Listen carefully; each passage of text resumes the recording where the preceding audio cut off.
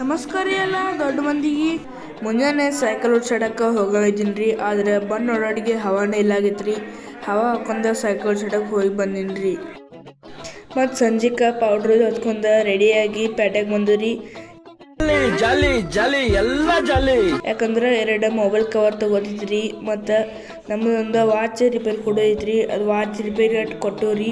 ಆಮೇಲೆ ಹನುಮಂತನ ಗುಡಿಗೆ ಹೋದ್ವು ರೀ.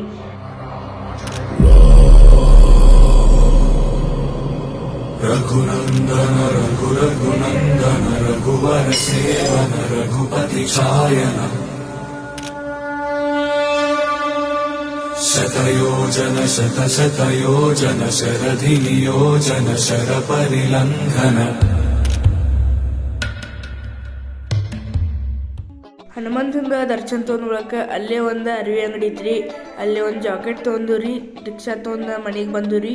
ಆ ಜಾಕೆಟ್ ನೋಡ್ರಿ ಇದು, ಮತ್ತು ಮೊಬೈಲ್ ಕವರು ಇದು ನೋಡ್ರಿ. ಮತ್ತು ಮುಂಜಾನೆ ಎದ್ದು ಫ್ರೆಶ್ ಆಗಿ ಜಾಕೆಟ್ ಹಾಕೊಂಡು ಸೈಕಲ್ ಓಡ್ಸಾಡಕ್ಕೆ ಹೋದಿನಿ ರೀ.